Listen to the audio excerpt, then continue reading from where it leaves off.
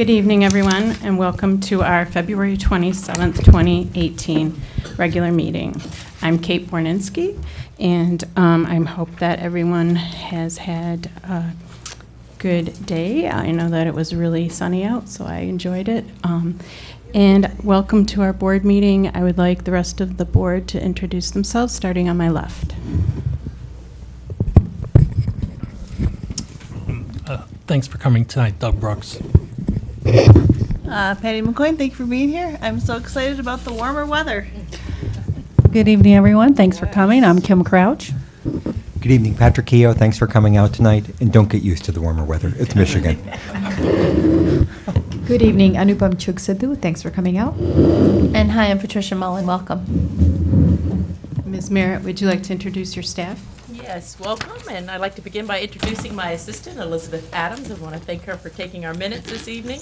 Also, the man behind the scenes, Charlie Jones, who captures our meetings for us so that people that are not able to attend are able to view these at their home. I'd like for the rest of my staff to continue introducing themselves to you, beginning with Pam. Good evening, I'm Pam Yancey, Chief Finance and Operations Officer. Welcome, Liz Vartanian-Gibbs, Assistant Superintendent, Human Resources. Good evening, Kurt Tiskwitz, Executive Director of Student Services. Hello, everyone. Oh, I'm sorry.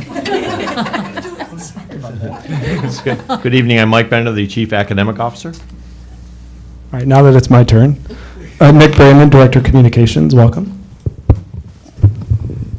Good evening, Heather Colombo, President of the Education Association. And could we have everyone please stand for the Pledge of Allegiance? To the flag of the United States of America and to the republic for which it stands, one nation, under God, indivisible, with liberty and justice for all.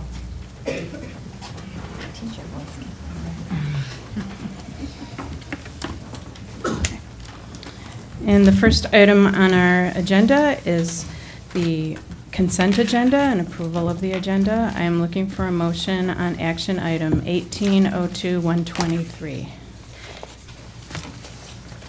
Do I have a motion? Yes, Madam President, I'd like to make a motion to accept the adoption of the agenda and approval of the consent agenda, action item 1802-123. Support. Okay, it was moved by Member Brooks and supported by Member Mullen. Is there any discussion? Okay. Hearing none, Ms. Merritt, do you want to take us through the consent agenda? Thank you. This evening, the consent agenda consists of human resources transactions. Since our last time together, we are welcoming 2 new champions to the P-CCS family this evening. We're also approving leaves, the approval of minutes from the regular meeting from February 13th, 2018, and that is it this evening. Okay, thank you. All those in favor, please say yes. Yes. Yes. Yes. All opposed, say no. Okay, motion passes 7-0. Good evening, everyone. I would like to welcome 2 new teachers to Plymouth Canton Community Schools. First, Charles Hall, who is not with us this evening, but he is the new STEM Project Lead the Way teacher at Discovery Middle School. He comes to us with a bachelor's degree from Wayne State University and a master's plus 30 from Marygrove College and 21 years experience. So welcome, Charles Hall. Next, I would like to welcome Nicole Ziegler. Come on up, Nicole. Welcome, Nicole. Nicole is the new geophysical science teacher at Salem High School. She comes to us with a bachelor's degree from Wayne State University, a master's degree from Illinois, and a master's plus 30 degree from Eastern Michigan University. Also 7 years teaching experience. Welcome, Nicole.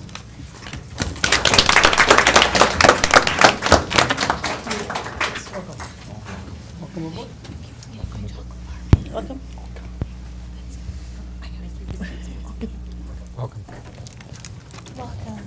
Congratulations, Nicole.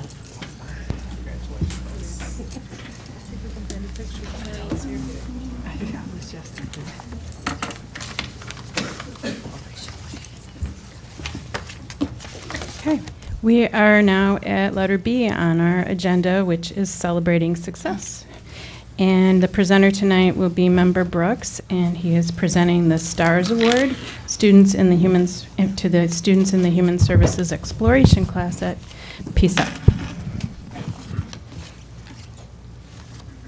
Welcome, everybody. Tonight, we are celebrating success this evening to honor 3 P-CCS National Honor Society students with tenacity, achieving, and reaching success, the STARS Award. These students initiated and planned the Special Olympics Valentine's Day dance, which was supposed to take place on Friday, February 9th, but we had a snow day that day. The dance had been rescheduled for Friday, March 16th. At this point, I would like to invite the family and consumer science teacher Lisa Benages and her students honorees up to the podium.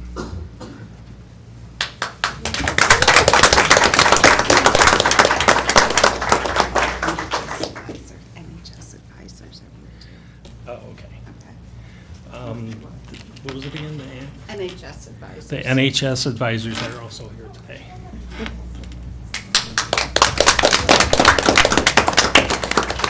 Okay, students, would you like to come up to the podium and tell about your...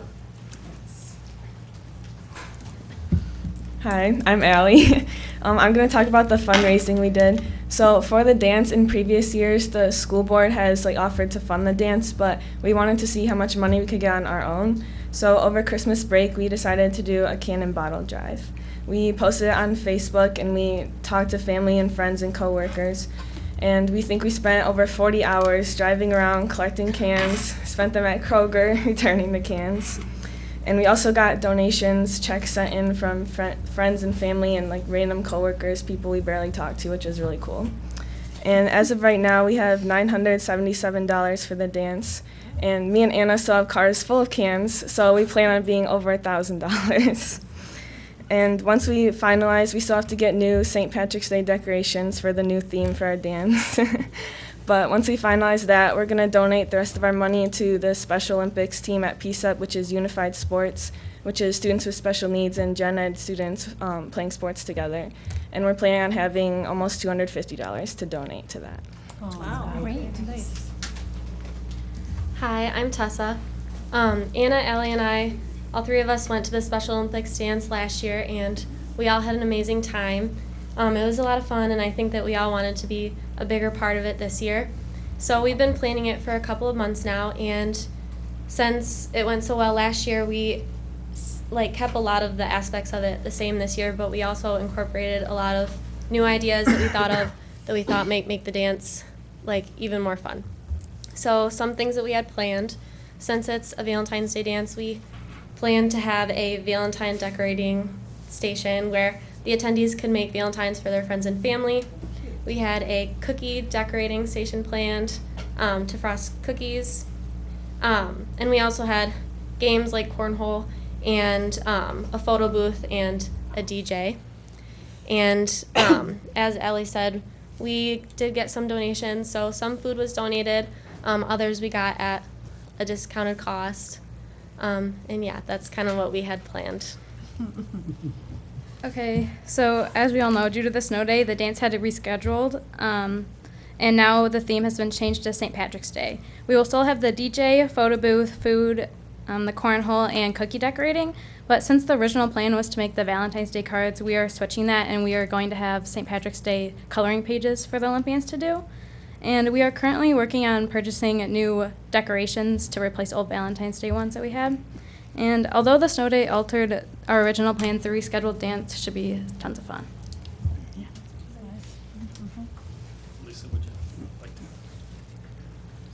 to? Thank you. I really thought saying a few words about Allie, Anna, and Tessa would be easy, but it's hard to put into words how phenomenal these 3 young ladies are. I was lucky enough to have all 3 of them as leadership students in our Human Service Exploration Foods class.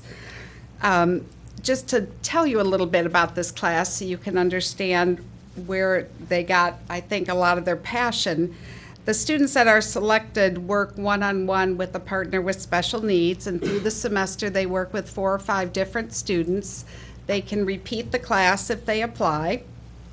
And with their partners, they work as a peer tutor, a role model, a friend, through lessons about cooking, nutrition, social skills, manners, and etiquette. As a teacher, I see a lot of amazing things happen in this class as leadership skills develop, and with very little effort, lifelong friendships develop that may not have happened without a class like this. Allie, Anna, and Tessa have taken every opportunity to learn everything they can to help other students be the best that they can be. Each one of them has put these students first from the day they walked into our classroom, and they continue by planning events such as this dance. Each of them exhibits such passion, love, kindness, and respect towards all people that they encounter. In light of all that's happened in our schools recently, the kindness and dedication these young ladies have shown brings to mind one of my favorite quotes from Leo Buscaglia. Too often we underestimate the power of a touch, a smile, a kind word, a listening ear, an honest compliment, or the smallest act of caring, all of which have the potential to turn a life around. Allie, Anna, and Tessa are all very deserving of this award for all their hard work on this dance and everything they put their hands on.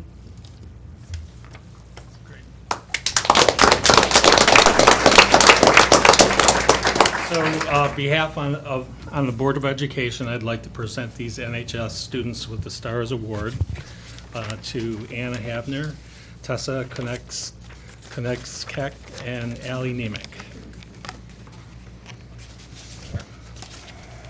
Here's Tessa. Allie.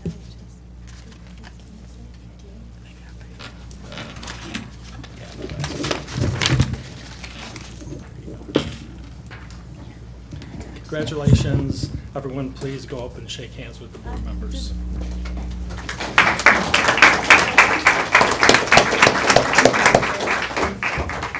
Well done, Anna.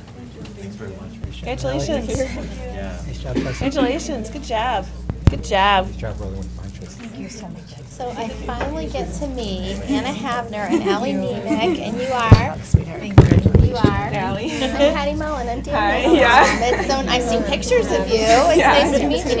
And you're Anna. Good job. Tessa, and you're Anna. Well, it's nice to meet you. Congratulations. Well, they can say it. Come on around. Thank you so much. Good job. Good job. So excited. She's thrilled. Thank you. Hi there. Thank you, Erin. Congratulations.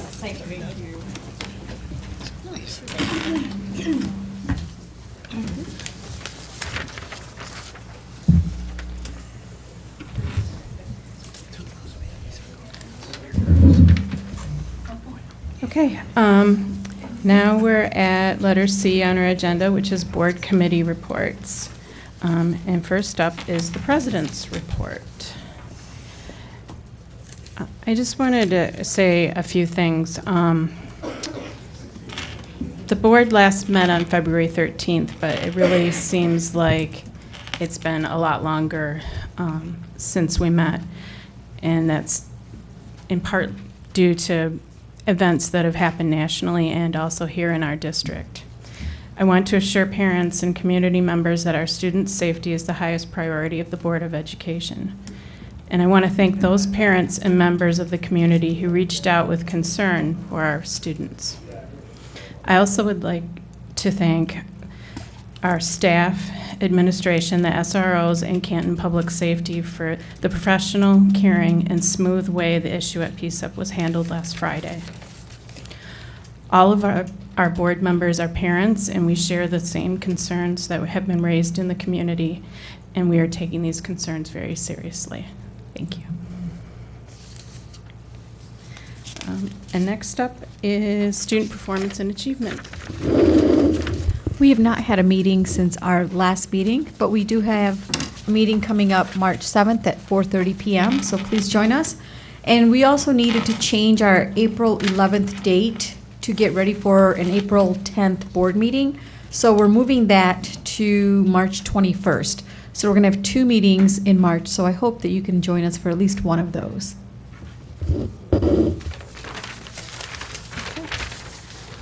Next is the Policy Committee.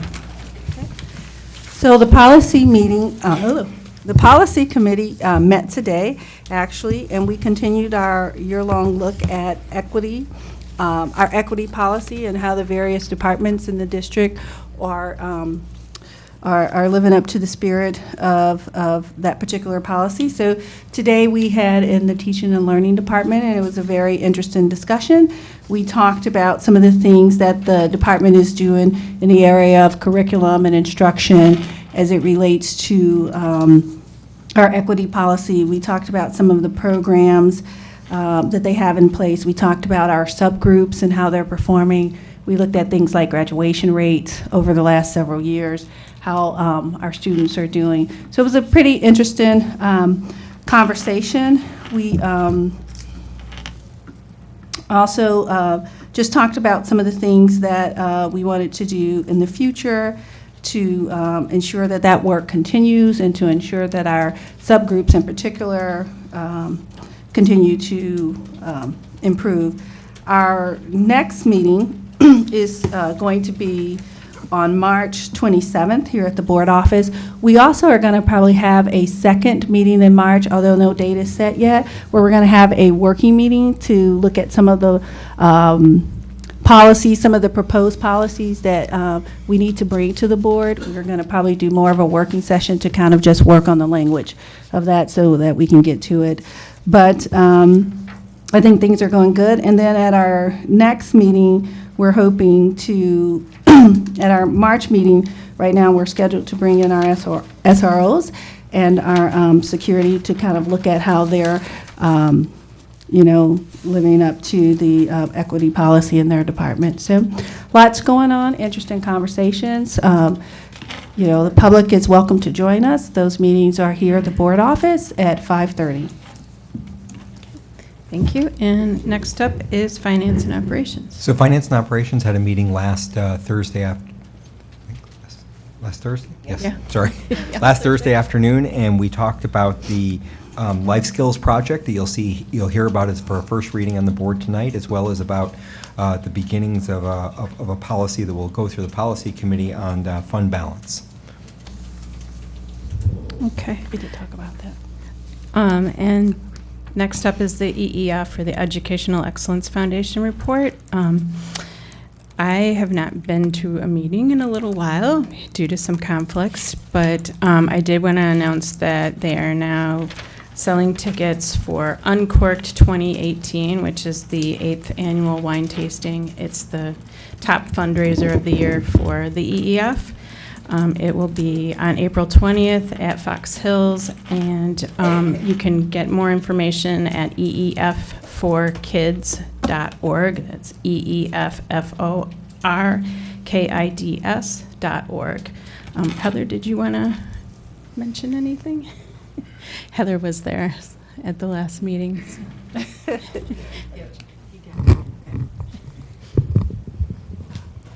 I don't even have my binder. Okay.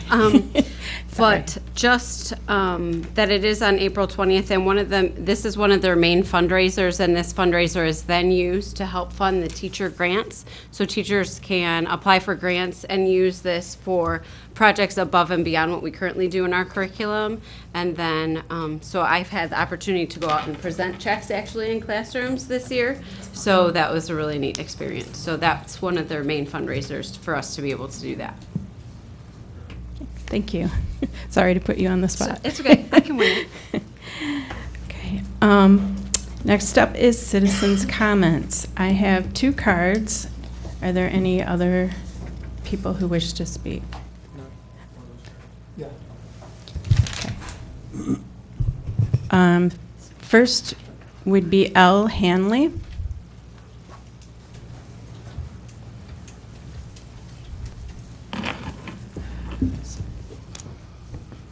Hello. Hi. Good evening. Am I? Yeah, Mr. Brandon will be timing you, and you have 3 minutes. Okay. So I'm a former student in P-CCS. My little brother goes there right now. And my older brother graduated in 2015, and I graduated in 2017. I know that Ms. Borzinski talked about this a little bit earlier, but I just kind of wanted to bring up some concerns I had, not necessarily in the wake of Friday, but in the wake of the tragedy in Florida. And I think that for my family, basically our whole educational careers, we've had this fear, and I'm sure many families have, of an attack on one of our schools. And you know, I was in 6th grade in 2011 where there were bomb threats. My older brother was, or I was in 7th grade and he was a freshman. And I remember coming home when I was in 8th grade, my dad was crying because of Sandy Hook, and he's a lifelong educator too.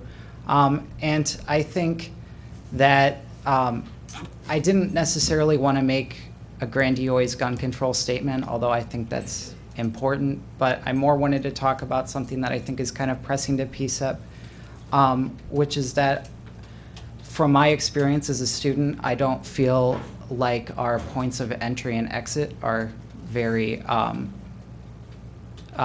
secured, I guess. And I can say now that I've graduated that when I was senior, there were multiple times when I left campus to go to lunch, etc., without getting a pass. Like, I'm sorry, please don't suspend me. But, and I just found that it was extremely easy to do that and break the rules. And I'm a good kid. I didn't do anything, but that was just kind of frightening to think about in the wake of all this stuff. And I think Florida is important because we now finally have, very unfortunately, an example of a decentralized large school with 4 or 5 buildings and students passing between them that was the subject of this. And that's important because P-CCS is one of the only schools like that in the country, as well as this school.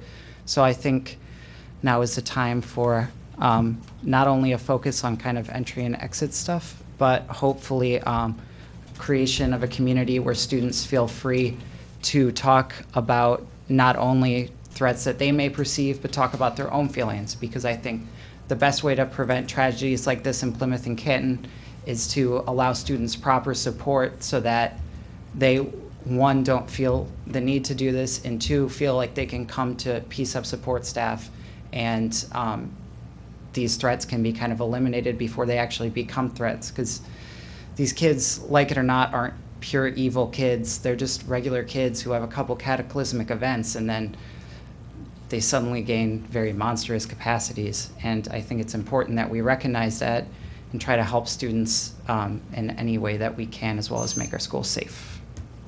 I just touched that 3 minutes. I'm pretty proud. Thank you. Thank you, Al. Next up is Robert O'Patterney. And please tell me how to spell you, or how to pronounce. O'Patterney. O'Patterney. Okay. Sorry about that. I'm actually here. What was just stated is exactly how my wife and I feel. We have a daughter at the park, and she literally changes classes every class. She has classes at all 3 schools. And Kate, I appreciate what you said at the beginning, because there's a forefront of all of our minds. I'm quite surprised, actually, there's not more people here, but from what you said, it sounds like you've gotten quite a bit of communication via emails. I know I have, and I believe the superintendent has had even more. And I know everybody's here for the same purpose, and you all were elected because you at some point said school safety was a priority. The unique situation that we have here is that we have an open campus at the high school. And I guess what I need reassurance is that you guys are taking steps to proactively seek solutions for such a unique campus. I have an experience as an educator myself, having worked around the country and abroad, and I've seen different approaches to securing campuses. Sometimes it's difficult because of the borders of the campus. Sometimes it's easy if the school's small. But it's not just the high schools, it's all the schools. And knowing that my daughter right now is changing classes constantly, it just seems like there's a lot of opportunity there for improvement. And I look forward to one thing I do want to say is, are we asking enough of the community? So often you guys are probably approached by parents, community members who say, what are you doing for us? But I would like to just add to the conversation as you go through the process of trying to figure out what you can do to improve the security of all the schools in our district, is, are you asking enough of the community? I think there's a lot of parents who would be willing to volunteer time to help brainstorm, to come up with ideas on how things can be done, to provide resources. So that's something also that I think should be at the part of the plan as well. I think that's all I have to say. I appreciate it. I know you guys are all doing the best you can. Times are tough, but I think we can do more. I really do. Thanks. Thank you. Okay. And next up is David Workman. Good evening, and thank you for the opportunity. Moreover, thank you for the experience that my freshmen at Salem experienced from the work here and the work of the staff at the park, the adults around that. I can't say enough thank you. That being an educator myself, not far away, there was a lot of observing going on, and thank you for keeping my girls safe and so many others. I am speaking on behalf of a final reading regarding the Salem pool. I speak on behalf for myself, a former swimmer, a former coach, now a current coach, a bad swimmer, but mostly also my favorite is a dad of a Salem swimmer. It seems that a decision has come along and in more recent times related to a tower replacement that was in the pool. And as I've been listening to the plans of this, I just learned about this recently, and as I've listened to the plans of this, it's clear to me, after spending many years of my life in that pool and hopefully a whole bunch more, that the decisions are not related to an effective functioning of a pool for both competition swimming, but also for classroom instruction.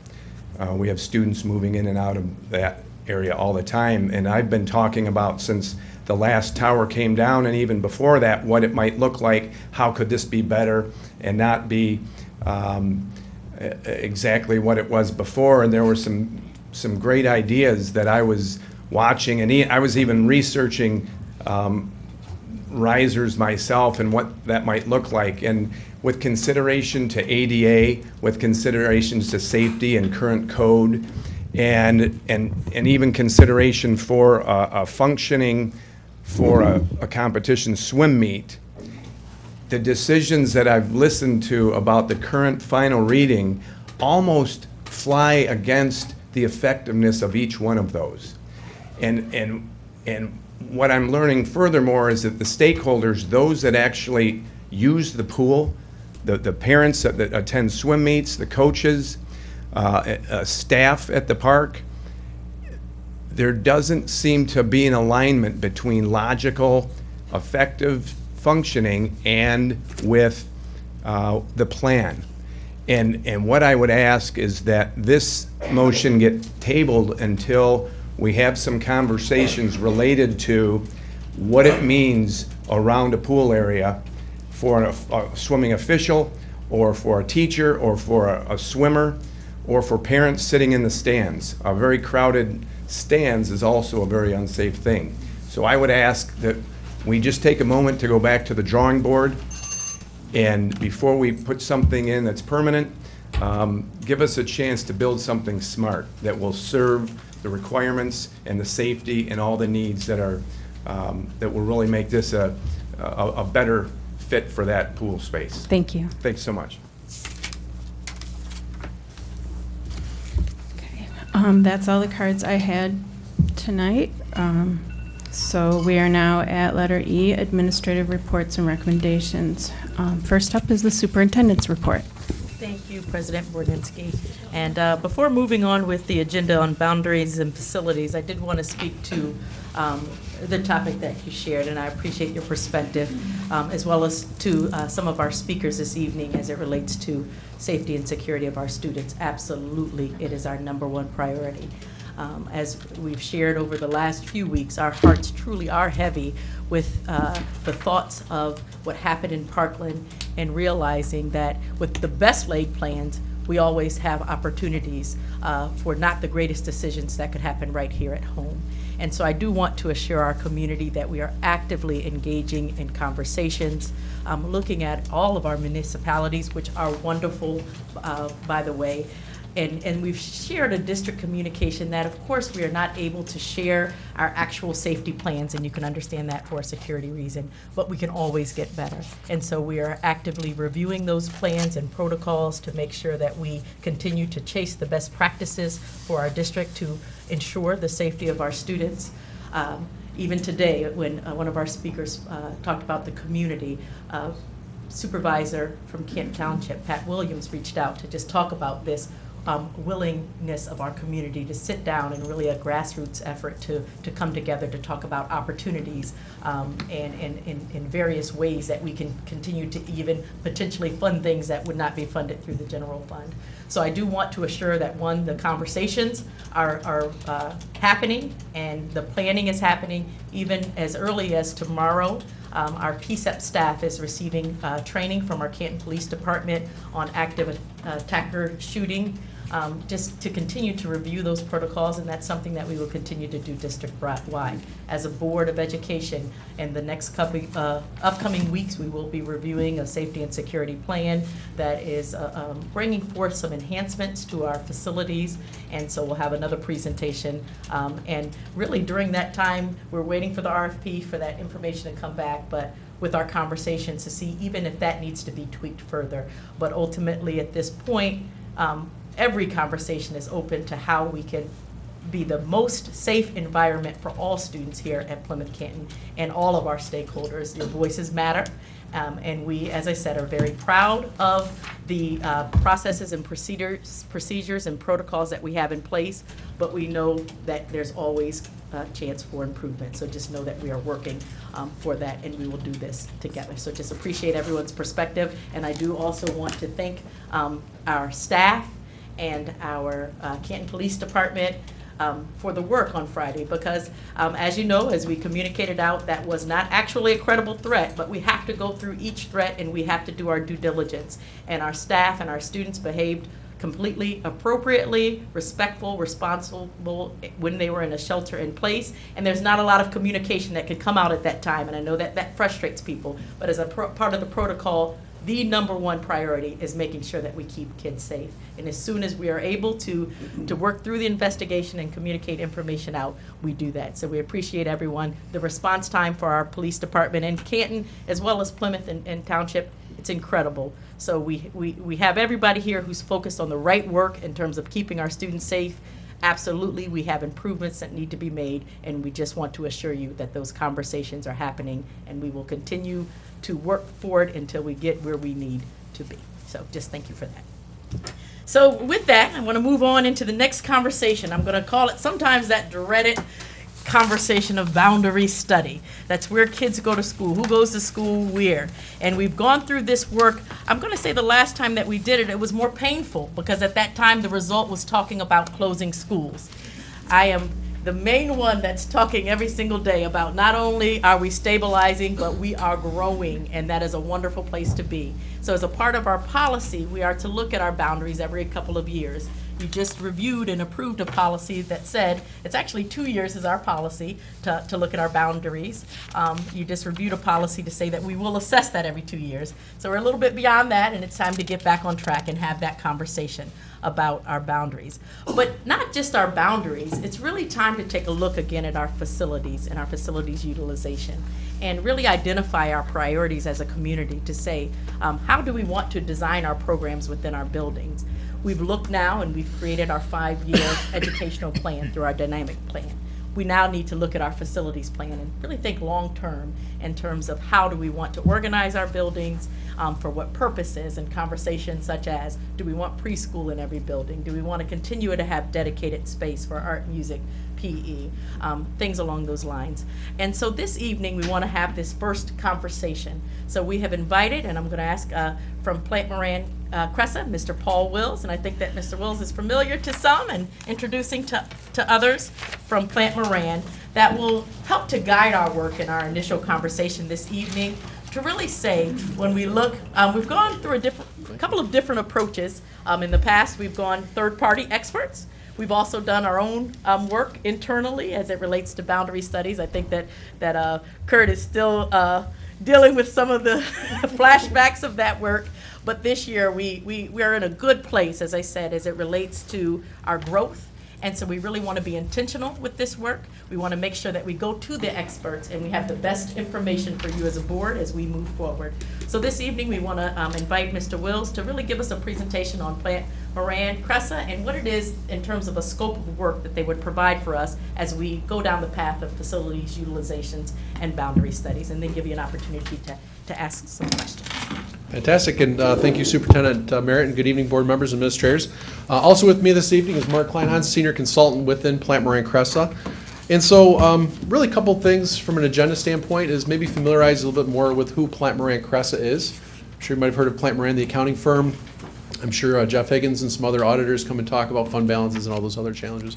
We want to talk a little bit about the demographic and enrollment process and why is that important for the district. We want to talk about the facility utilization, as Superintendent Merritt mentioned, board policies to update on a regular basis, but also dovetailing that enrollment, the demographics, as well as that capital plan. We'll talk a little bit about that process as well. Then also some financial parameters of what the boards that we work with are looking at as you look out to the next 5 and 10 years with that crystal ball. Of course, we'll open up to questions and answers at the end. So real quickly, Plant Moran Cressa, we are actually a facilities consulting group for hire for our K-12 clients, higher educational clients. We have about 90 people in our group. I myself am partner in charge of the K-12 practice. We have architects, construction experts, financial advisors, as you can imagine, real estate. So really becoming that additional support when you have to look out to the best practices and what are other districts doing. Bring a lot of that same information to the board.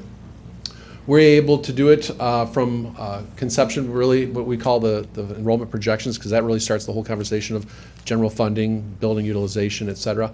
We are recognized by the Department of Treasury to do enrollment projections. There's 3 other providers in the state, but also capital planning, real estate, et cetera. And at the end of the day, our advisory services are independent. So we want you to have the best information to make sure that you're making informed decisions going forward. We were at a conference and we asked, who has an educational plan? About 90 districts raised their hand. How many have a capital plan that supports either 5, 10 year, and about maybe a third. So we feel actually Plymouth Canton considering this is kind of that best practice going forward. So who are some of our clients that we've worked with from a facility utilization and capital planning process? Very large districts like Plymouth Canton, Walled Lake, Wayne Westland Schools, Farmington, Livonia, a lot of your neighbors. This is just kind of the southeast Michigan. We have about 65 clients around the state of Michigan that have similar challenges, if you will. It is nice to be here at this podium versus 7 years ago with Kurt and some others saying your enrollment is declining. We're actually now pleased to see that you're actually maintaining and steadying. Why is that, and what other factors are we looking at going forward? So, again, we're just bringing that benchmarking expertise, I think, is pretty important as we go forward with the process here. So demographic enrollment, we don't just look at straight cohorts from year to year. We actually subscribe to a system called ESRI, which is environmental resources. I know some people's heads are shaking. We also, Nielsen Claritas, so if you watch TV, Nielsen ratings, you go to the Kroger, you poke your card in, coupons come the next day. We actually buy that from a real estate perspective for our clients like AAA, DUR, BAE. What we found out about 15 years ago is we can actually draw your district's boundaries and give you the same demographic information. Number of homes with families. Who's in those homes? What's the age groups, the cohorts, et cetera? Who's moving in and out of the district? What type of opportunities? And so we take this look of information, we overlay it for your last 7 years to historical enrollment, which I know you just had the spring count. So that gets audited by the state, and then we overlap it with the live births. And so it's a reiterative process. We update these systems actually weekly from the demographic piece, and then obviously coordinate very closely with the administrative team on the enrollment pieces going forward. So again, if the polygon on the right does not look familiar to those, this is the boundary for Plymouth Canton schools. So again, we're looking at the geographical information systems, the U.S. Census Bureau, which is not just updated every 10 years, but also again on that monthly basis. We want to compare you to what's happening in Wayne County as well as what's happening to the state. We actually use 3 different methods. So method 1 is a 6 or 7 year review of historical data. Method 2 would be more of a 2-year, and then method 3 from enrollment is more of that combined, because it is important. If you've added, let's say, a new middle school or a specialty program that's only been in place for 1 or 2 years, you want to be able to capture what that trending data looks like to make those 5 to 10 year projections going forward. Slide 8 is just kind of a sample. Again, not your district, but a very large district. 18,722 students and their polygon, PK6. We're actually then to dive into the detail of who's paying for private pre-primary, like 3-4 programs, who's also choosing public versus private. We also take a look at the K-12 population, so not just who's in the private, but also public, and what is that opportunity to potentially look at schools of choice, and how does that affect the district going forward. We also compare it again to Wayne County and the state of Michigan going forward. We're also looking at the number of families. So again, as you mentioned, looking at those families of who's in there, what's the trend data look like. And it's not just, again, that straight live birth rate. We are looking at the potential of growth. So for instance, we know as Plymouth Canton in the south end of the district, you've had a lot of residential development, and this is going to continue. You're starting to see some of those transitions of people who moved in the late 90s, early 2000s. As they mature, their kids, potentially they would sell homes, not as quite the volume that you'd see in the south end, but again, that is happening. So we really start to really drill down into the individual school boundaries, which is ultimately the task at hand here. So we're using this same exact data, same sort of footprint, what we're doing for all of your elementary schools, all of your middle schools, and obviously the park's kind of unique because it's all on one campus. So again, it's a lot of great data. It is able to go out 5 years for the kindergarten levels, and actually out to 2027 for the current kindergarten and moving into the high school grades going forward. So again, just some sample report deliverables, and again, we'd want to do this kind of by school to give you a really understanding of here's our in-district, here's the school of choice, here's the intra-district. So as people choose to go to one school or it's a lot of that data set points that help with that utilization going forward. This chart here is actually a very live chart. This is the live birth rates really since 1990. As we mentioned, you probably started to see a slight growth in the last couple years.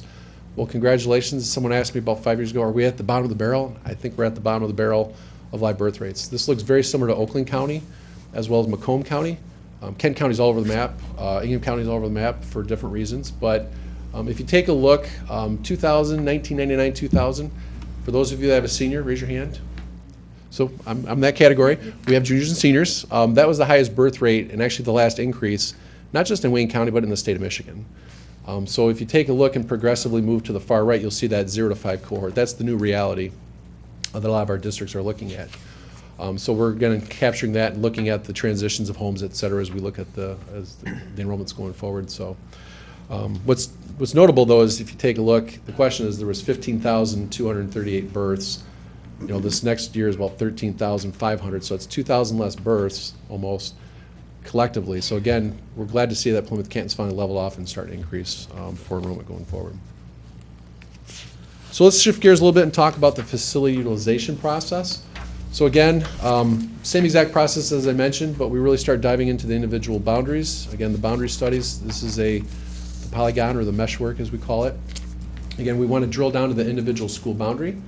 But more importantly, we start taking a look at school capacities.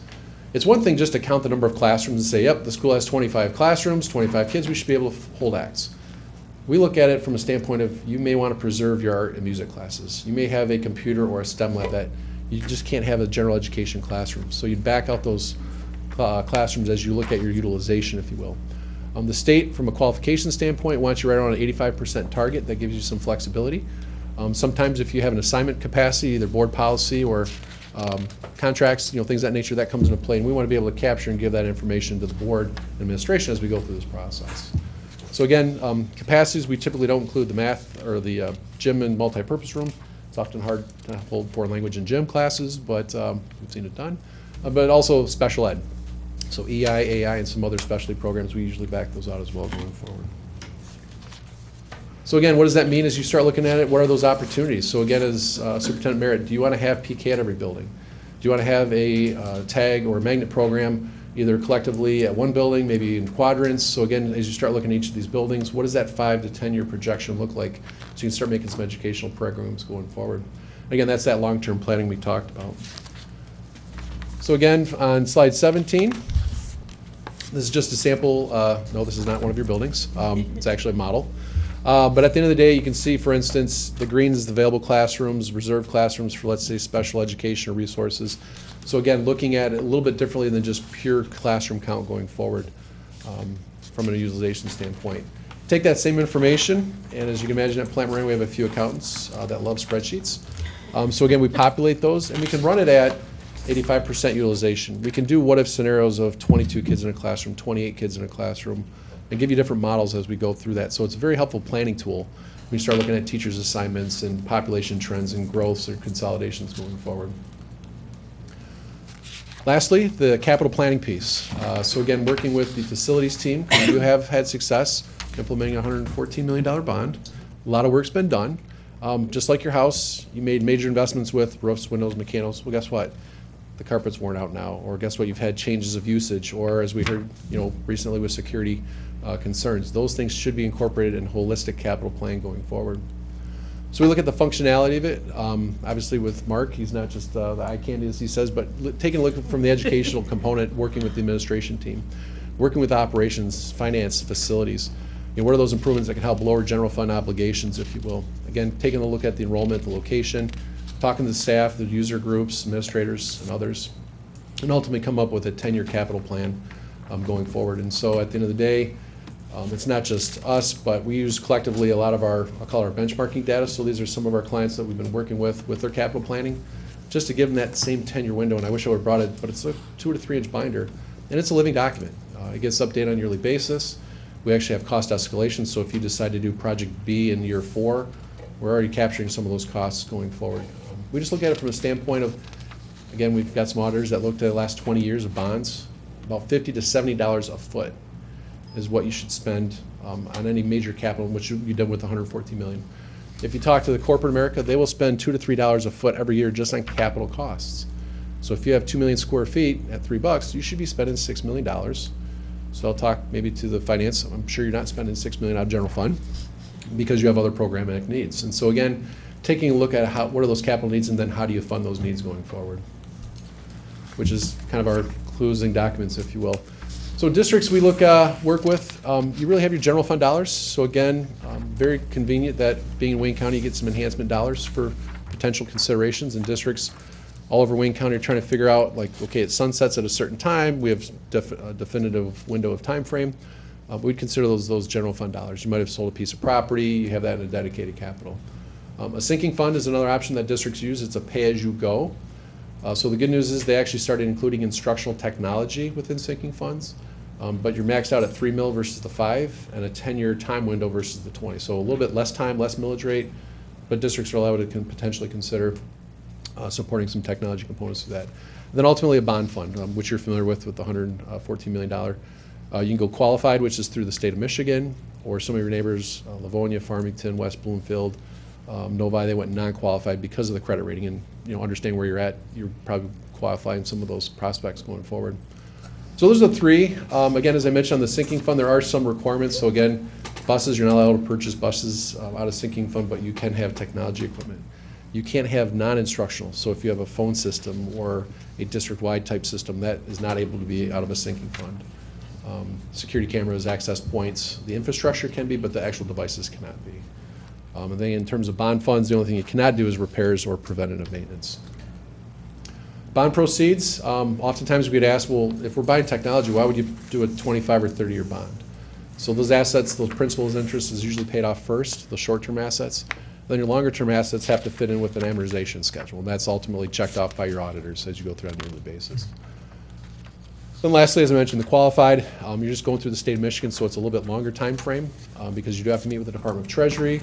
I'm sure Mr. Weinrock with TMP can show you what a binder looks like for the qualified bond versus non-qualified, which is more project-specific and a lot more non-descriptive going forward. And the only requirement there is 84 days prior to election. Legal counsel has to have the board approve that and send it to the clerk's office. So with that, I'm going to stop and turn it back to Superintendent Merritt, the board, and for answer any questions. All right, so before getting into questions, just thank you, Paul, for that. Oh, appreciate the As we opportunity. know, this is first opportunity to engage in this discussion. We also know, as a district, we have our steering committee that will come together. We just changed policy that will allow now for 2 board members to be a part of that steering committee that would really work to define what it is that we want and work with Paul and his team as it relates to our scope of work. So think about that. Any questions that you may have around the whole process or what this might look like for us? See if we can answer. Anupam? A few years ago, I heard about QZAB bonds. Correct. Do you know how that plays into school funding? Sure. So the Qualified Zone Enterprise Bond, you'd have to first ensure that you were within one of those QZABs, and we haven't worked with your legal counsel or financial advisor to indicate that yet. We have seen energy bonds. So for instance, lighting replacement, Section 179D, which was a big program in 2007, 8, 9. It's actually been extended through 2018. So we're actually able to procure credits to the architects and the construction managers who are putting in lighting improvements. The thing we're seeing right now is the technology of LED has changed significantly. So if you just take 2 million square feet times LED lighting replacements, I'm not sure how much was done with the original bond, but we're seeing some energy bonds, especially for the LED lighting, because it's a very quick payback. The cost per unit's come down significantly. We have seen some with mechanical, like boilers and things of that nature. But the QZAB, we'd be more than happy to confer with legal counsel, because there's zones throughout the state of Minnesota, actually throughout the United States, but how to capture some of those dollars. And we worked with some districts, with QZAB qualification bonds. It's a little bit different than obviously the qualified. It's more of that zone academy need, if you will. Okay. And so some of it's, again, working with financial advisors and tax consultants really is what it gets into. So but we've All right. had that experience, and so. Just wondering if that's something that we should be looking into, or if that finance committee has looked into that. Okay. On that subject, can you explain the QSAP a little bit further? Sure. So every year there's a dedicated amount which is allocated for the academy bonds, and then as districts apply for that, it's kind of like the DT rebate or consumer's rebate. As soon as it's gone, it's gone. So the earlier you know what your needs are and get that in, hopefully the quicker you get allocated. But again, we would work with legal counsel, and that's really where it starts, is where's the enterprise zone start and end. We've done a lot on the west side of the state. It's typically with smaller districts, more socioeconomic challenged districts comparative to the state. But again, we haven't done a lot here in southeast Michigan. So it depends on whether we have a QSAB zone. If you're in qualified, this- correct. Right, okay, got it. Yep. We've done several with obviously Detroit community schools through that piece. So. Patrick. So I just wanted to point out for anybody who's looking at these documents, the boundary that you included for the elementary schools is wrong. That was It's our an old one. document. Right, Yep. okay, got it. Just want to make sure that people don't Yeah, see that. it's and not a think recommendation. that's It's just it was Yeah. a snapshot in time, and Yeah, that's the old boundary. I appreciate that. Yep. Okay. Paul, about how long does the whole process take for looking at boundaries and That's a great question. facilities? So the enrollment piece actually goes fairly quickly, because you have your spring count most recently, and you obviously have your audited fall count. That process usually takes about 4 to 6 weeks. The utilization piece itself is probably about 2 to 3 months. And again, that's just really walking the facilities with the administration team and the steering committee, getting a really good understanding of what's that long-term plan. Because when we would walk through and say, oh, by the way, we're going to convert this to whatever next year, and we want to be able to capture that. So that's about a 2 to 3 month process. And then once you start having the baseline information, it can move fairly quickly, or it could be as inclusive as possible. I know when we worked with the district back in 2010, 11, that was a 10-month process. But it wasn't implemented, until the following school year. So I think some of it is the timing of what you need it, when you need it by. And so some districts like, hey, I need it by June 30 because I need to balance my budget, or we're doing something or whatever. And others like, you know what, let's take our time. But I would say you're probably in the 8 to 10 month range for a full report. And that does include the capital assessment piece as well. So we'd actually, as you're walking the buildings looking at utilization, you're also looking at the capital needs.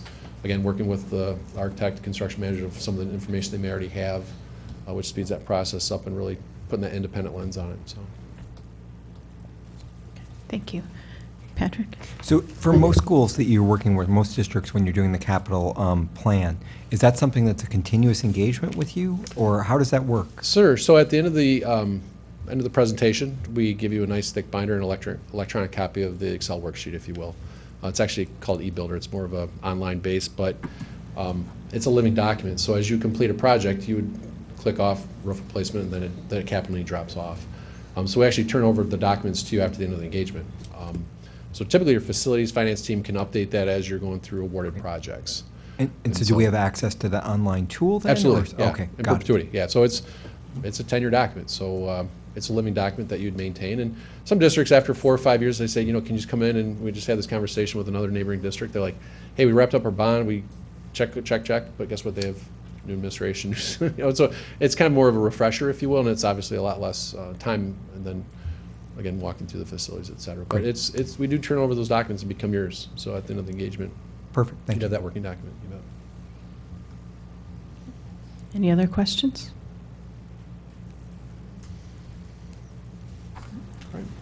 Thank you again. Appreciate it. Thank you. Presentation. Yep, thanks, Graham. Okay. Next up on our agenda is teaching and learning. Dr. Bender. Thank you, Mrs. Borninski, and good evening, members of the board. The students at Discovery are working very hard to reach the goal of being at or above grade level by the end of this school year. Teachers are engaged in implementing specific powerful practices to elevate the performance of all students. This evening, we will learn about these practices and the very positive experiences the students are having at Discovery. Starting off the presentation this evening is Principal Mr. Terry Sawchuk. Good evening. I have 2 daughters at the park and a nephew, and I want to thank Superintendent Merritt and staff here and the entire park staff for keeping our kids, all kids, safe. And I assure you, at Discovery Middle School, that's my #1 priority. So, with that being said, I want to thank the board for allowing us to present tonight. Again, I'd like to recognize Superintendent Merritt and her staff and all the work they do, the outstanding work they do each day. Introducing my team. We have our assistant principal, Alex Noroyan. That may be the first time I've ever said it right. That's the truth. Teacher Amanda Caden, who is a former Discovery student and graduated from the first class at Plymouth High School. And then my administrative assistant, Lori Reisdorf. So thank you. It's always a pleasure to be able to present and tell you about the great things that are happening at Discovery Middle School. I know I only have 10 minutes, so I wanted to give you some insight into our programs and changes that we have made to better serve our students, parents, and our Discovery community. This is our school improvement goal. It's an overarching goal. We use data and set specific objectives to increase proficiency in ELA, math, science, and social studies. Today we're going to discuss some of the data we analyze and our plan of action for continuous improvement in student achievement. This focus on culture and community will allow us to build relationships and more effectively partner with our students and our families to raise the achievement levels of all students in all academic areas. This is our ELA assessment data, our NWA data. And if you look at 6th grade, we didn't quite hit the mark on the spring achievement percentile. We did have an increase in 7th grade, and we fell a little bit in the 8th grade. With our math assessment, again, our 6th grade fell a little short. Our 7th grade showed a 4% increase, and our 8th grade showed an 11% increase. So as I look at the 6th grade scores, we have put programs in place, and we have focused on our students that are not proficient in ELA and math. We want to make sure that we provide every student with the tools they need to be successful. That's why I'm extremely happy when the district provided us with the Read 180 program 2 years ago and the Math 180 program this year. We believe that these programs, along with other building interventions, have made a positive impact with our students.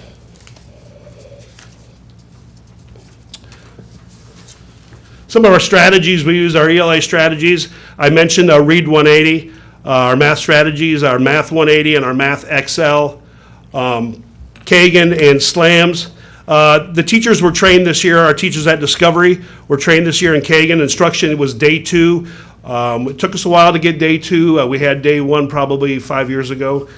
So we got day 2 in. Our Kagan structures are instructional strategies designed to promote cooperation and communication in the classroom by using cooperative learning groups. It boosts students' confidence and increases classroom engagement. Last one on there is SLAMS. That's our academic intervention program we use during the school day, and I'll discuss that a little bit later in our presentation. Read 180, I was hoping our Read 180 teacher could attend tonight, but her son had a huge basketball game, so she wanted to attend that instead. But our Read 180 program, we've had great success. Students work at their individual Lexi level. The Lexi level is determined using the reading inventory test upon entering the class. Class consists of small group rotations, rotations of small group, independent reading, and software stations. The NWA helps determine the eligibility for this program. Most students are at the 30 percentile lower. Students are tested periodically and moved out of the class as needed. We had 60 students have been a part of the Read 180 so far this year. Some of the students have moved out of this class. We want to make sure that we use all our purchased licenses, and we have 60 of those. 60% of our students met or exceeded their growth goal in the first semester. All right, so the growth goal is a year-long goal, so that means they met their year-long goal in one semester, so that's pretty impressive. Math 180, I'm going to ask Amanda to come up. And in the Math 180 and the Read 180, I put some of our best teachers, and it's a tribute to Amanda. She's a brand new teacher for us. I had the confidence that she would do a great job in the Math 180 program. Thank you. Okay, so like he said, Math 180, this is the first year we're doing it at Discovery. And the way that it is designed is the whole class starts together and does a do now. It's kind of a warm-up and a review of what happened prior in the lesson, maybe the day before. Then it's split into two parts. There's the first half where a group is with me in small group doing the lesson, and I can be one-on-one with students. I can have 6 kids in front of me and do the lesson. And then the other half, they're spent on the system, which is designed by the program. So they're relearning the lesson, but at their own pace. So they get the lesson 2 times within the hour. The students are tested periodically using the math inventory, which is in the system. And then the students that get placed into the class are placed based off of their NWA scores prior to coming to Discovery. One thing we're really proud of is that 70% of the students showed NWA growth. 7% stayed the same, but those were students who previously declined each year in their scores. So that was great. And then also we are currently using this program with just 6th grade only. But so far we've seen good results. And we have a picture of you here. You're the next one. If you want to kind of explain what's happening here. Okay, so this is me. And right now I have just given them the problem. You can see it a little bit on the board in the background, but this is how close I get to be with the group that's with me. So I can look right at their bookwork and I can say, oh, we got to go back and do this. So every student in my class, I can tell you where they're at, which block they're at in the system, where their struggles are, and where their advances need to go. So it's really nice that way too. That's a good example of how a piece of furniture can help learning, the way she's able to move around that table and work with the students. So. Yeah, I had a request to get that. Okay. SLAMS is an academic intervention we have built into our schedule during the school day. Each letter in the SLAM stands for one of our core and elective academic areas. S stands for science, which is held on Mondays. L stands for ELA on Tuesdays. A is for arts in our other elective classes on Wednesday. M is for math on Thursday, and the last S is for social studies, and we have that on Friday. SLAMS started as more of a one-on-one and small group intervention, and it kind of grew with our staff into what we have today. That also includes large group instruction, peer tutoring, homework completion, a lot of reteaching, and retaking of tests and quizzes. There's also a survey piece that students are required to take at the end of each session that gives us data. Some of the survey questions include, what subject area, the teacher that was holding the SLAMS session, what did you work on, and more importantly, was it helpful?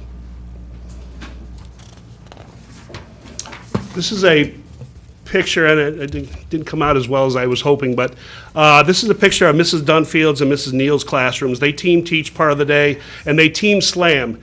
And they have our advanced algebra classes, our 8th grade math, and our geometry students in there. And so there's a lot, I don't know if you can see it, but there's a lot going on there with some peer tutoring, some group work, some reteaching going on. Just in that picture right there. It's pretty impressive, and I invite you to come in on any Thursday, our math day, and witness that. Powerful practices, Kagan training, again, that was a great training for us. I asked our teachers to start a Google Doc and just start to list some of the Kagan strategies they're using. Well, in a matter of minutes, I had about 40 strategies. So I just thought I'd give you a couple today. Think, pair, share, shoulder partner, quiz, trade, round robin, fact or fiction, fan and pick, and rally coach. Those are some of the strategies that we're bringing to the table to help our kids learning. CPI, some of our cultural proficient instruction we use at Discovery, involves first getting to know our students through surveys and interviews so we can construct lesson plans that relate to their interest and culture. Also, using student vocabulary and restorative circles help reach the needs of all students. I just had a conversation with one of our teachers who used a culture club circle to allow students to explain and celebrate their cultures and embed that into the lesson plans. And when you do that, that's pretty powerful because kids, when you want to learn about them and learn about their culture and learn about what they're all about in their lives, that forms a bond of trust, and that's any training I've ever been to. Building relationships is the number one reason the kids learn. We've been using restorative practices for the past few years and have had great success in building relationships, again, with students, staff, and our entire Discovery community. We'll talk a little bit later about our communication practices. As always, we will continue to analyze our data to inform instruction. PBIS, our motto is be respectful, be responsible, be safe, and one of our other sayings is good choice is good day. You'll probably hear me say that 50 times during the school day. A few years ago, we decided to examine our PBIS program. We wanted to make sure we gave the students clear behavioral expectations and what it means to be a Discovery Eagle. First, our teachers discussed our classroom, hallway, and lunchroom expectations with their students. Then they watched a video of what those expectations look like. Then the students modeled the expectations as we walked through the hallways and practiced the lunchroom process. For instance, in the lunchroom, we teach them how to line up, go through the food line, purchase their lunch, lunchroom table etiquette, and that's a difficult one. And finally, how we dispose our trash when we exit the lunchroom. And our lunchroom hasn't been better than, I've been there for 11 years, and this is the best year we've had there. And it's all just about, them understanding what the expectation is and us keeping them to help for them to have, and hold those expectations. Web is where everybody belongs. Is a transition program for our 6th grade students. Web also provides leadership opportunities for our 8th grade students as they guide the 6th graders. Some of the things students do during their transition day involves team building with their new classmates, tours of the school, and most importantly, lots of practice on how to open their lockers. That's the number one anxiety piece for 6th graders. USA Hockey Game, PBIS Rewards. Discovery and East Middle School partner with USA Hockey and attended a USA Hockey game as our PBIS reward for students. There were over 1,200 Plymouth Canton students that attended the game. We had great feedback from our staff and students, and some of our students were lucky enough to be in a USA Hockey commercial. Maybe next year we can have the opportunity to watch the women's gold medal team. So hopefully that we have that opportunity. This is our 3rd year having a robotics team, and even in our 1st year we made it to the state final, so we're real proud of our robotics team. This is a picture, we actually made those signs in art class. We made a bunch of signs. Those are the only 3 that made it out of there. But this is the actual picture that's in the commercial. So that's, I mean, it was a really cool event. Scott Burek and I worked really hard with the USA Hockey people. They provided the transportation for the event. So it made it economical for us to be able to bring that to our students. Communication, and I got to thank Lori Reisdorf for a lot of the work that she's done with our communication with parents. Our goal was to go green and improve our communication to our Discovery families. Discovery began the school year by electing, bless you, by electing to create an email, an electronic version of our annual welcome back parent packet, our summer mailings. Electronic distribution eliminated over 11,000 copies and over $1,500 in postage cost. While being sensitive to our families who may not have access to a computer, we did phone blast all families and gave them an option of having a hard copy mailed home. We also had hard copies available at the school. Nick, on the online daily class agendas, Nick's going to click on. Okay. And this is our online class agendas. It helps in a variety of ways. Students are able to independently retrieve missed assignments. It provides a resource for parents to reference when inquiring about missing student assignments, helping to reduce teacher time for inquiry responses.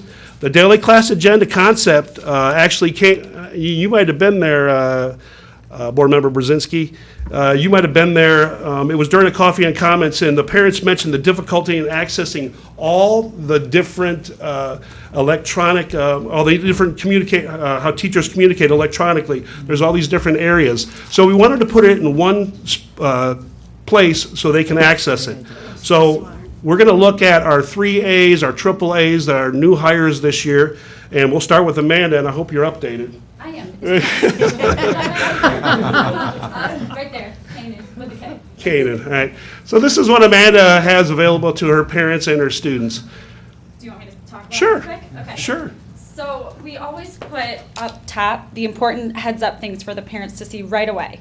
Then we keep videos on here so that they can see, oh, I'm having trouble with my child's homework. Okay, go to these videos. Then we also add extra practice stuff right here. And then right below we start the class news, what's happening every single day. And then we just copy that, put it to the bottom, and then the next week comes up. That's it. Thank you. That's fabulous. And it's a little different. Some of our other teachers have a different layout. If you go to Andrea Melorani, the ELA 8.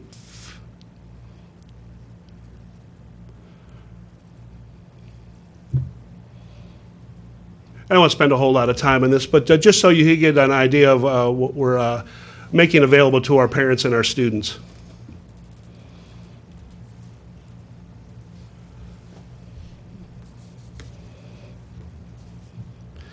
And then finally, we'll go to Ashley Klein.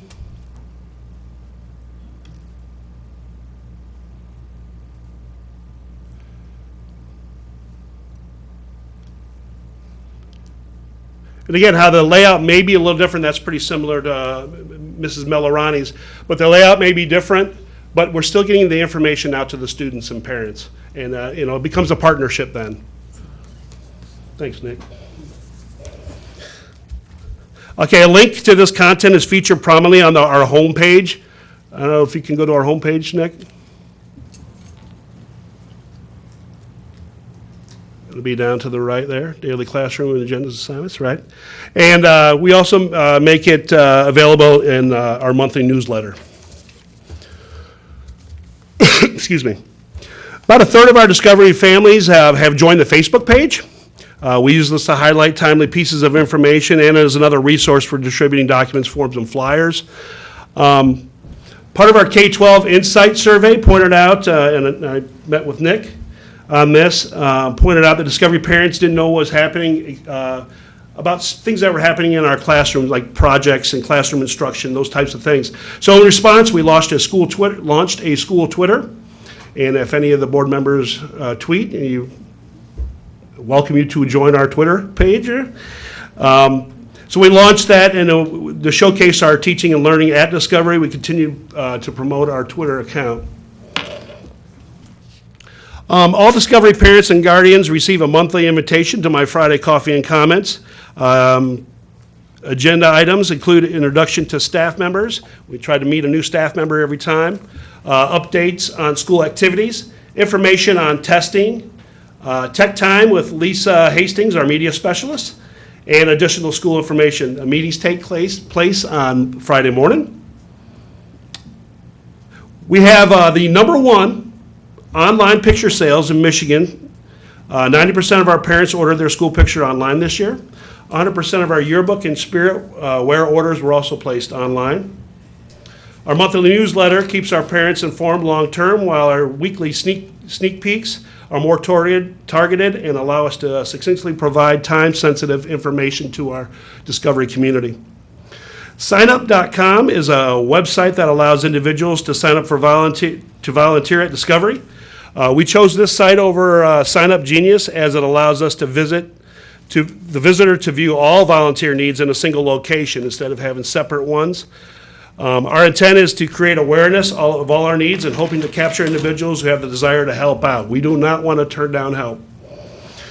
We round out our electronic communication efforts with email blast, phone blast, and our kind of new electronic sign in front of Discovery. We've had great positive feedback from our Discovery families on our expanded electronic communication. Based on success we are experiencing, we plan to utilize these approaches and more next year. Our next steps, we just launched a building-wide reading apprentice strategy yesterday at our staff meeting, along with some tweaks of our SLAMS program. Our SLAMS tweak is designed to assist our students in reading and math, further assist them. The students that are not participating in SLAMS, if they're not going to their SLAMS day, they'll be required to read on Monday, Wednesday, and Friday. And on Tuesday and Thursday, students will log into our Math XL, which is part of our math program, during homeroom. This will give our students an additional 96 minutes of reading time a week and 64 minutes of math time per week. Our SLAMS program, we are looking at developing an advisory piece to our program for next year. We are currently working with our staff on what that looks like, and we have a lot of different ideas we're throwing around. But we want to agree on it, and so we can implement it with fidelity. We are currently working on scheduling a Love and Logic PD for the fall to enhance our relationships with our students and Discovery community. We will continue to review our NWA and M-STEP data. And again, a K-Insight review that was very beneficial and helpful to us.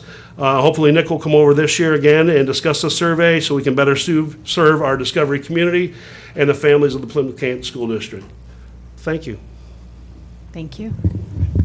Are there any questions?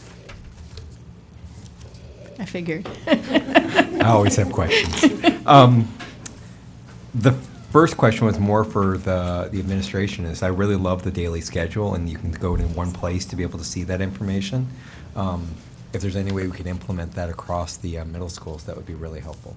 It's a great best practice. So, and I also like and appreciate the fact that each of the individual teachers have the ability to create their own view and what works for them and for their classrooms, but then you have an easy link to be able to get to it in one place.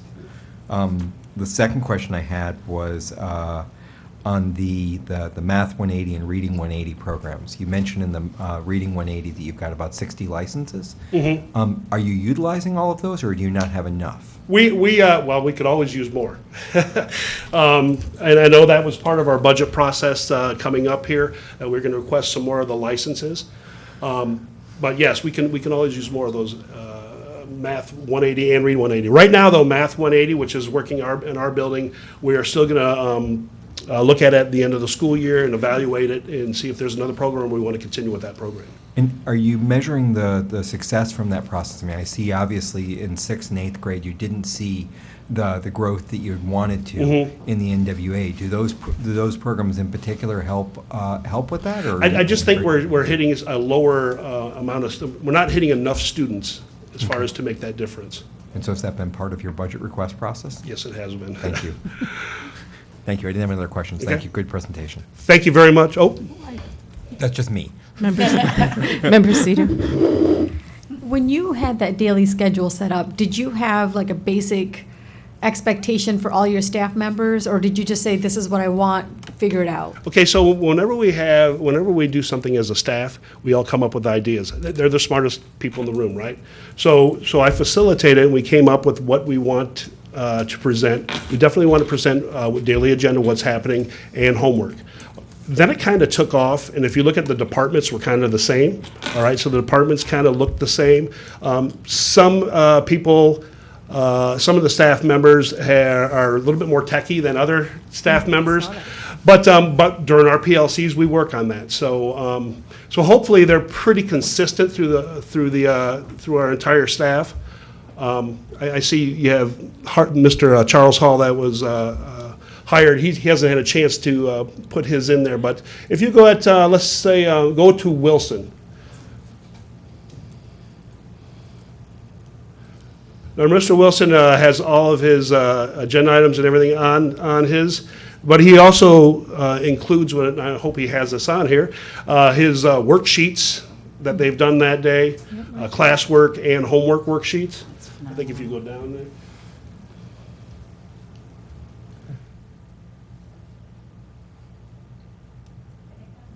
Oh, it's on the left, I'm sorry.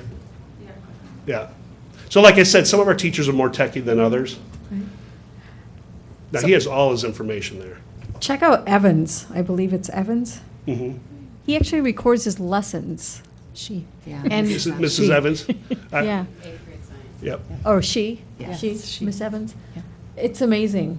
And so I appreciate the fact that you utilize your PLC time for the teachers to come together. For sure. And learn from one another and give ideas. So it's That piece, communication piece that we got from the K-12 Insight really made an impact on our building, because we're doing great things at Discovery, but we just have to publicize it more and get it out there to the parents.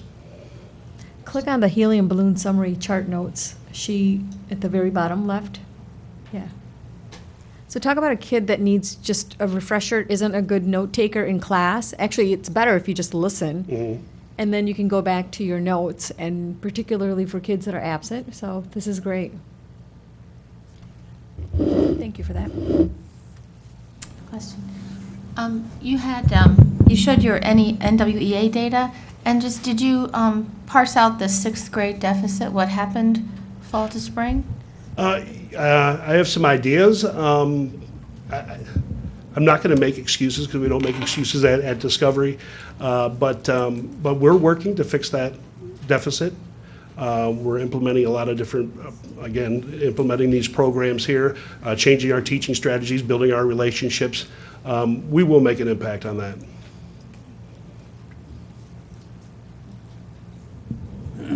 Any other questions?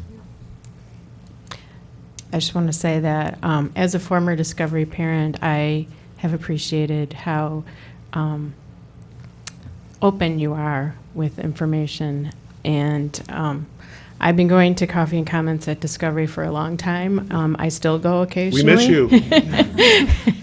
So I think it's great. I still remember, I think it was open house last year, where you were very excited about this, and you brought me back to your office to show me all of it, and I was just so excited that, that Terry wanted to share that with me. So anyway, thank you so much for your presentation, and go Eagles. All right, go Eagles. Thank you. Thank you very much. Great job.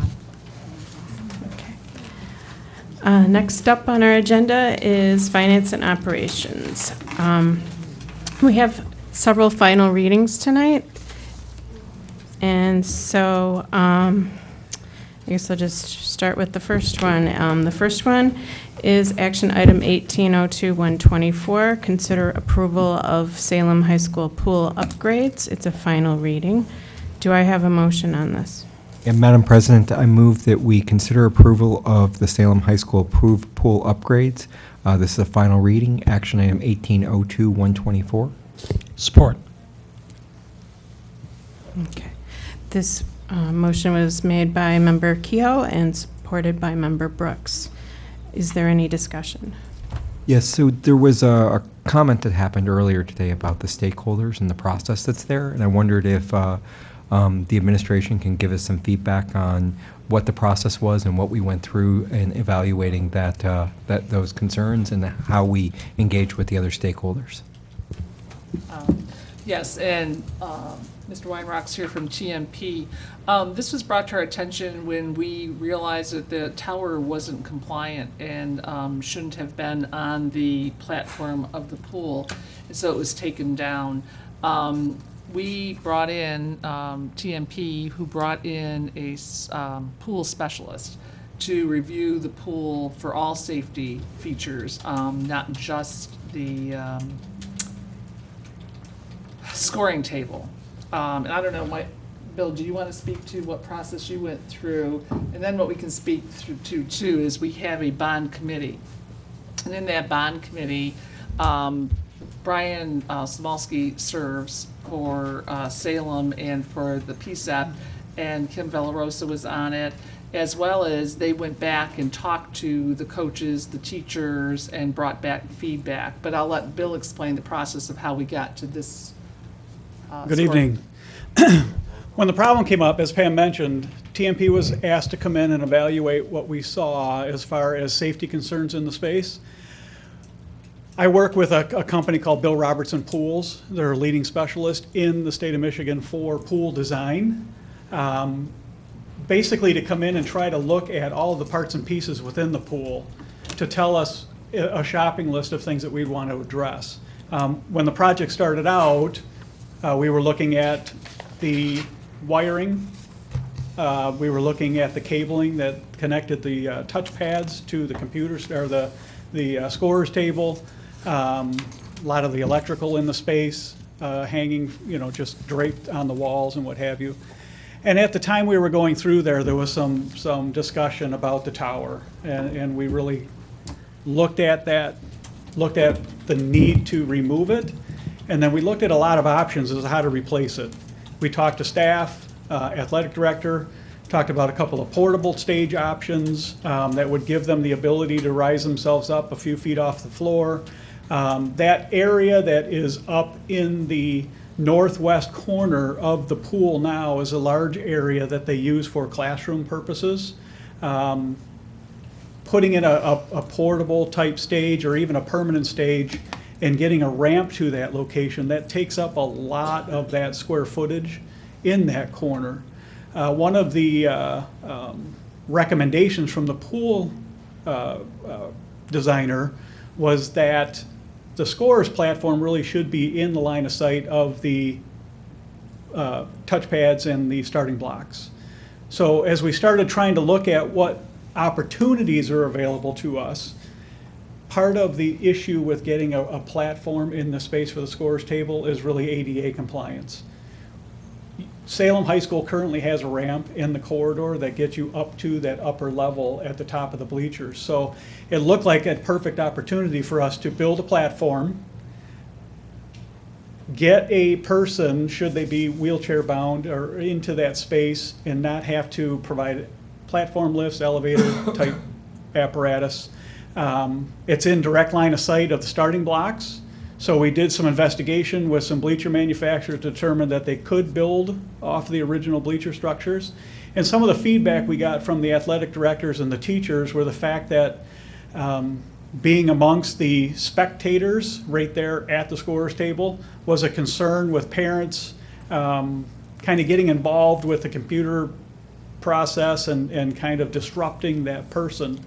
So there was some recommendations to actually put sidewalls on this platform so that the person working the equipment could actually be housed within their own area and not be subjected to the people in the stands. Again, this was brought, there are a number of options available to the district to create this platform. This is one of the options that through the process became the most viable option for the district from a cost standpoint, and also just trying to build that platform and taking up so much square footage in the area of the space where they want to teach. They have other opportunities to use that pool deck. So given where we started and where we ended up, this plan that's presented to you is something that's been through number of iterations and also through the athletic director and some of the staff members that use that pool. It sounds like they were in agreement with this when you say it like that. Would you say that they agreed with this? Sorry, but we would like to continue with our meeting. Okay. I didn't Thank know you. if we're going to be honest with the board or not tonight. Well, in honesty, you're the only person who has raised anything with the board. So if you would like to continue, that would be great. I think we went through the process of where we were at and where we ended up as far as bringing it to the board. Basically, the drawings that are in front of you with the estimate was a concept with a cost in order to correct the items. I want to make note that with this platform idea, we're also, part of this project is cleaning the pool area up of all of the above hanging wires, the cabling, the scores, the scoreboard, all that cabling, wiring, and electrical will be relocated. Cabling will be in the tunnel. Wiring will be going up into the ceiling space and across to the scorer's table, so you won't have the draping cables and conditions that you have today. So. Okay, thank you. Can I just ask one question about ADA compliance? I'm curious. There's the ramp that goes up, and then you're sitting at the top. How does somebody get down and become part of the stands? Where is the access into? I mean, I know I'm very familiar with the big ramp outside. Once you're inside, how Right do you now, there's get in? ADA compliance. What we're working on is ADA compliance for the person that would operate the scorer's table. Oh, okay. And what is our ADA compliance for a spectator or a student athlete or someone who needed to access? There is access between the corridor lockers, or the lockers. There's a corridor that runs through that space. It'll get you onto the pool deck. Oh, okay. And then once you're on the pool deck, obviously you have access to portable bleachers in the bleacher area. So right now, that ramp kind of just takes you up to the top and leaves you there. That ramp takes you up the top, leaves you there, and gets access for the scorer's table person that takes care of that particular function. Within this design? Yeah. Okay, thank you. I do want to just address that piece in terms of the conversation around is the presentation of agreement. And so I know that this went through multiple conversations, getting to a recommendation. And I don't know if, Dr. Bender, you want to add as well, to get to a point where, as you said, you have different recommendations and what we believe is the best moving forward. Sure, thank you. So there was quite a bit of conversation and review of the different locations. And so we feel very strongly about preserving the amount of space that is currently on that deck in the kind of northwest section near the diving well, that open space there. Not only for swimmers in terms of as they're preparing to enter the water, but also dry land training that affords quite a bit of space for that work if the students and the athletes as well as coaches take advantage of that particular space. For larger meets, it certainly affords us quite a bit of opportunity to accommodate participants. And so we're very fortunate to be able to host invitationals not only at the high school level, but larger middle school meets as well. And so for us to be able to kind of mobilize some seating so that athletes would be able to have their gear and be able to prepare for their races as well. That is another important feature of retaining that deck space. And then certainly for classes in terms of that is a classroom, and so we want to make sure that there is ample room for students as well as teachers in terms of the activities that are going on. And so in terms of the location, by keeping that deck space available, that certainly is a great benefit to our students as well as our staff. I definitely know that there were multiple perspectives and all were not in agreement, but I do know that there was intentional work around even pausing to go back to try to say, how can we get to the best recommendation moving forward before presenting this recommendation. Okay. It seems like the issue is the impact of the bleachers, and I've been to the pool, and they oftentimes are very, very crowded. How many spaces do we lose? 50. 50 seats. 50 seats. Currently have 491 seating capacity today. And again, the seating capacity, I always have to explain it when they do this. They're long lineal benches. The way they count capacity is every 18 inches is a seat, unless you're at U of M, and then it's every 10 inches. But it's every 18 inches gives you a seating capacity. So right now, given the length of the bleachers you have 491 seats, you're down to 450. 450? Or 400, I'm sorry, 400 and... Is it 441? Or is it? Yes.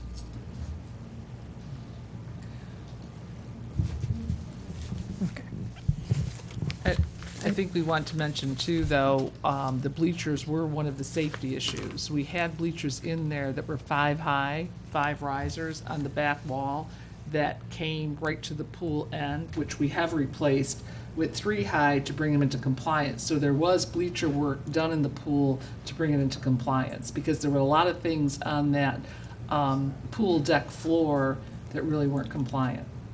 Compliant with ADA Closeness to the edge of the pool. Like Okay. we had bleachers that were right at the edge, and you can't come that close. I don't know if you could speak to The walking, it's just the walking clearances. You're supposed to be 6 feet away from the edge of the water. And some of these bleachers that were in there up along the very northern edge, what we're showing there are 3-row high bleachers. There were some 5-row bleachers there originally that took you all the way to the edge, so it only gave you 1.5 feet, 2 feet of walking clearance between that and the water's edge. So we've lost space previously. Lost some for seating the- capacity at that location. You've mentioned that there are opportunities to, I'm not sure how you described it. Are there portable bleachers that can go in to support some of these events, or? Well, there's portable bleachers. And part of my comments, there were portable stage options type things that were available that were looked at. The issue is, at the time we were looking at that, it seemed 24 inches was an optimal position up off the floor. We need 24 feet plus landings of ramp. So by the time you do landings and switchbacks, you're taking up a large area of that pool deck. So that was the portable piece.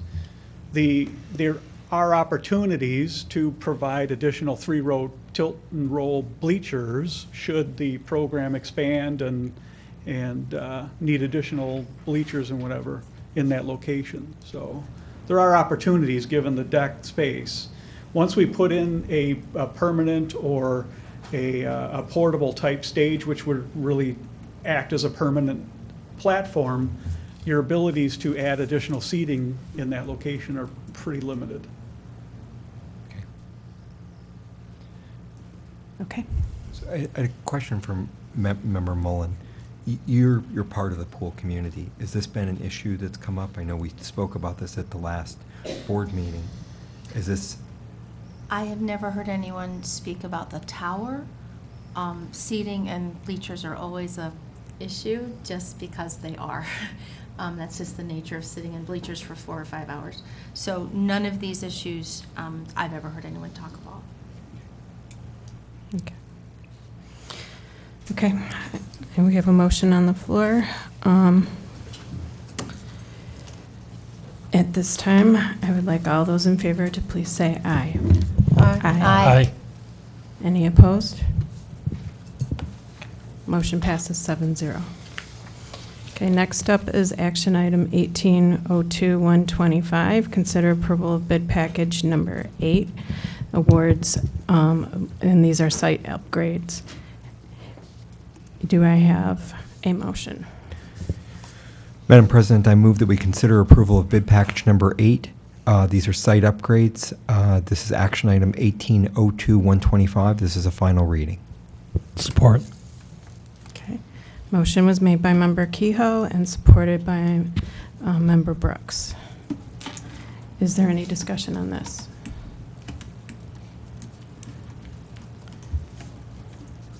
This is coming out of the 2013 bond? Yes. Yes.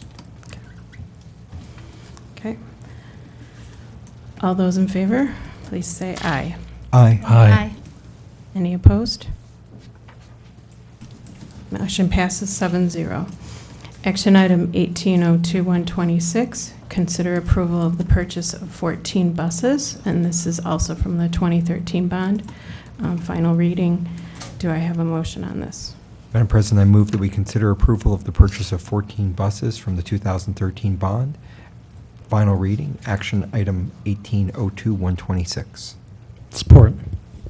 Okay, motion was made by Member Kehoe and supported by Member Brooks. All those in favor, any discussion? Sorry. Okay. All those in favor, please say aye. Aye. Aye. Any opposed? Motion passes 7-0. Action item 1802-127, consider approval of Farrand Elementary classroom chair purchase. Final reading. Do I have a motion? Madam President, I move that we consider approval of Farron Elementary classroom chair purchase. Final reading, action 1802-127. Support. Okay. Motion made by Member Kehoe and supported by Member Brooks. Is there any discussion on this? As a reminder, this is coming out of the Farrand Elementary allotment from the enhancement millage. That's right, right? Okay. All those in favor, please say yes. Yes. Yes. Any opposed? Okay, motion passes 7-0. And next up, we have a first reading, consider approval of life skills classroom project.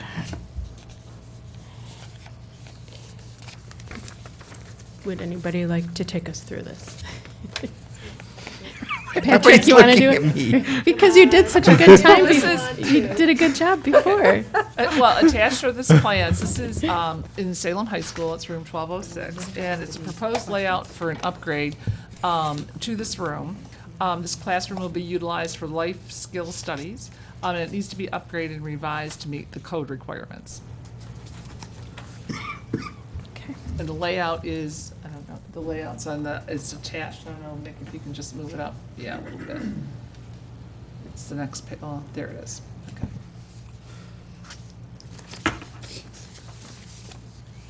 Does anybody have any questions? Patrick and I went to the FNL meeting. I was there. Okay. All right. So this was the first reading, so that will come up again in Correct. a couple of weeks. On March 13th. Okay. And now we are at letter F, which says action items discussion. So we had to cancel our special board meeting that was supposed to be tomorrow night, and we need to discuss dates for rescheduling this. We sent out a couple of dates, March 6th and March 21st. I know, Patrick, you were unavailable. And I think, Patty, you said you prefer March 6th. Yes. Okay, and Doug, you were available for either. Yes. Okay, so we don't really have consensus, and I didn't hear back from a few. So as an additional option, I spoke with Dr. Rizmierski this morning, and looking at our agenda for March the 27th,